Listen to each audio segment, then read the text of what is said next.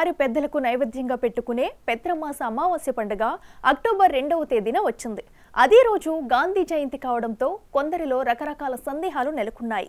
పెద్దలకు చనిపోయిన తమ కుటుంబ సభ్యులకు నైవేద్యంగా పెట్టే రోజే పెత్రమాస కావడం, అదే రోజు గాంధీ జయంతి కావడం పట్ల అటు మాంసం మద్యం రెండూ బంద్ కావడంతో పెత్ర అమావాస్య జరుపుకునేది ఎట్లా అనే ఆలోచనలో పడ్డారు. వాస్తవానికి అమావాస్య బుధవారం ఉండటంతో దాదాపు అందరూ బుధవారం జరుపుకుందామనే ధోరణిలో ఉన్నారు. కానీ అదే రోజు గాంధీ జయంతి కావడంతో సుక్కా ముక్కలకు స్వస్తి చెప్పాల్సిందే ఉండగా చేయాల్సిందేమీ లేక పండుగను ఒక రోజు ముందో ఒక రోజు వెనుకకో జరుపుకోలేక తప్పడం లేదు. పెద్దల పట్ల ప్రేమ ఉండి ఎంతో ఇష్టంగా వారికి మాంసం మద్యం రెండూ నైవేద్యంగా పెట్టి ఇంట్లో వారందరినీ పిలిచి పోయిన వారిని జ్ఞప్తికి తెచ్చుకుంటూ ఒకరినొకరు ఓదార్చుకుంటూ జరుపుకునే పండగ పూట ఇలా కావడం పట్ల కొందరు నిట్టూరుస్తున్నారు.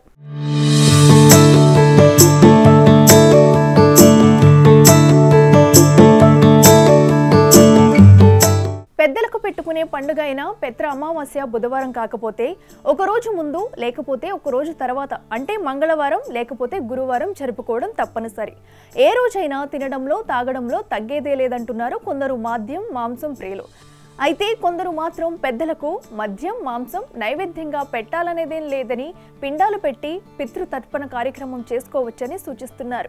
పెద్దలకు పెట్టుకునే సంవత్సర నైవేద్య పండుగ గురువారం నైవేద్యం ఎక్కదని కాబట్టి మంగళవారం రోజు జరుపుకోవడమే శ్రేయస్కరమని పంతులు చెబుతున్నారు. మహాలయ పక్షాలు అనగానే మనకు ముందుగా గుర్తొచ్చేది పితృపక్షాలు అంటూ ఉంటాము. పెద్దలకందరికీ కూడాను వాళ్ళ తృప్తి కొలది వాళ్ళకి కావాల్సిన అన్ని కూడా నైవేద్యాలు సమర్పించుకోవడము, అలాగే బ్రాహ్మణులకు సాహిత్యం ఇవ్వడము, ఇటువంటి అనాది కాలం నుంచి కూడా మనం ఆచరిస్తున్న వ్యవహారాలు.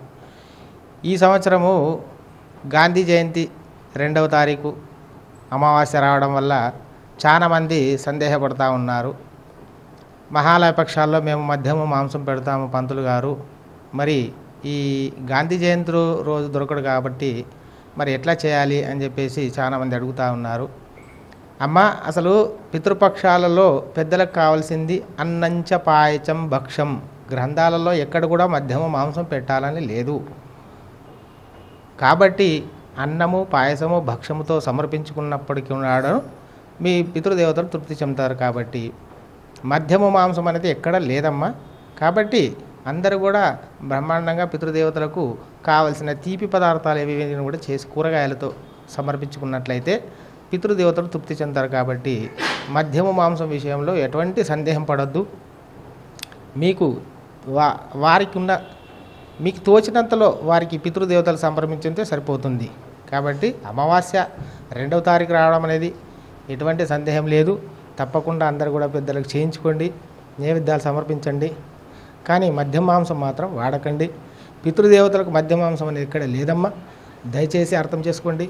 అందరూ కూడా పాయసం భక్షం అన్నంచ పాయసం భక్షంను మాత్రమే సమర్పించండి.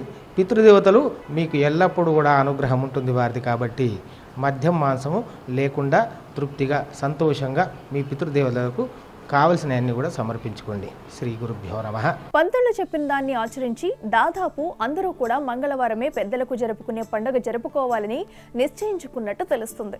ఇంకొంతమంది అయ్యగారులు అయితే అసలు నైవేద్యంలో మద్యం మాంసంకు చోటే లేదంటున్నారు. అన్నం పాయసం నైవేద్యంగా పెడితే పితృదేవతలు ఎల్లకాలం దీవిస్తూనే ఉంటారంటున్నారు.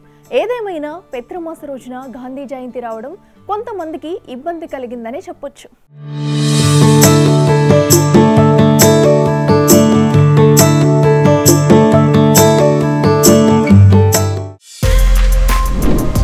For more videos like this, subscribe Big TV channel.